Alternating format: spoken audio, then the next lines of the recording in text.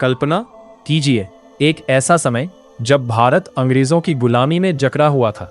देश में स्वतंत्रता की लहर उठ रही थी, लेकिन हर व्यक्ति हाथ में तलवार लेकर युद्ध नहीं लड़ सकता था। तब एक कवि आया जिसने अपनी कलम को ही सबसे बड़ा हथियार बना लिया।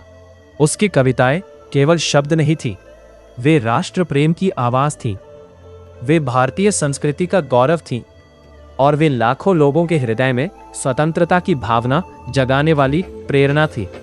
उन्हीं कवि का नाम था मैथिली शरण गुप्त। उन्हें केवल एक महान कवि ही नहीं, बल्कि राष्ट्र कवि के सम्मान से भी नवाजा गया। लेकिन आखिर ऐसा क्या था उनकी कविताओं में जिसने उन्हें हिंदी साहित्य के सबसे महान कवियों में शामिल कर दिया? मैथिली शरण गुप्त का जन्म 3 अगस्त 1886 को उत्तर प्रदेश के झांसी जिले के चिरगांव में हुआ। उनके पिता सेठ रामचरण गुप्त धार्मिक और साहित्य प्रेमी थे। घर का वातावरण साहित्यिक था।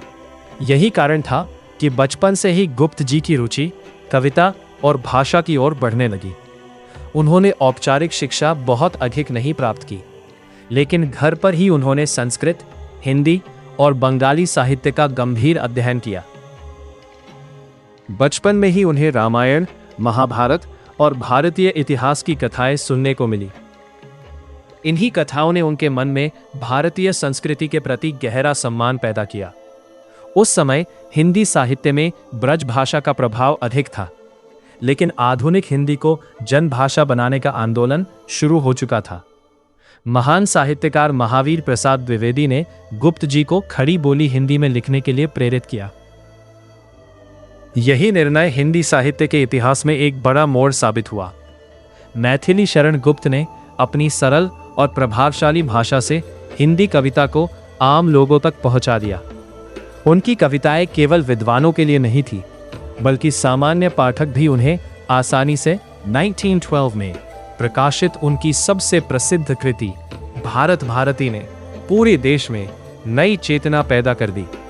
इस पुस्तक में भारत के गौरवशाली अतीत, वर्तमान की चुनौतियां और उज्जवल भविष्य की कल्पना प्रस्तुत की गई।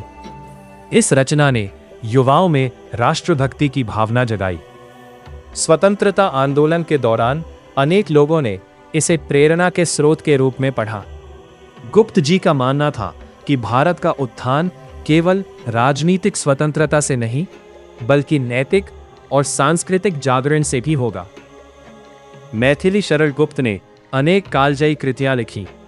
भारत भारती, राष्ट्र प्रेम और भारतीय संस्कृति का अद्भुत चित्रण, साकेत रामायण की कथा को उर्मिला के दृष्टिकोण से प्रस्तुत करने वाला महान महाकाव्य, यशोधरा भगवान बुद्ध की पत्नी यशोधरा के त्याग और धैर्य का मार्मिक चित्रण, जयद्रथ वध महाभारत की घटना पर आधारित वीर रस से भरपूर काव्य, पंचवटी, द्वापर, विष्णुप्रिया, इन सभी रचनाओं में भारतीय संस्कृति, इतिहास और मानवीय मूल्यों का सुंदर समन्वय दिखाई देता है।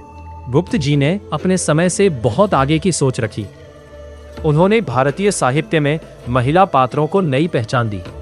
विशेष रूप से उर्मिला, यशोधरा और विष्णुप्रिया जैसे पात्रों के माध्यम से उन्होंने महिलाओं के त्याग, धैर्य और आत्मबल को सम्मान दिया।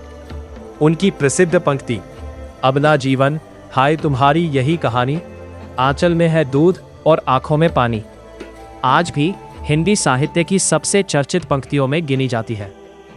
मैथिली शरण गुप्त की रचनाओं का प्रभाव इतना व्यापक था कि उन्हें राष्ट्र कवि के रूप में सम्मानित किया गया।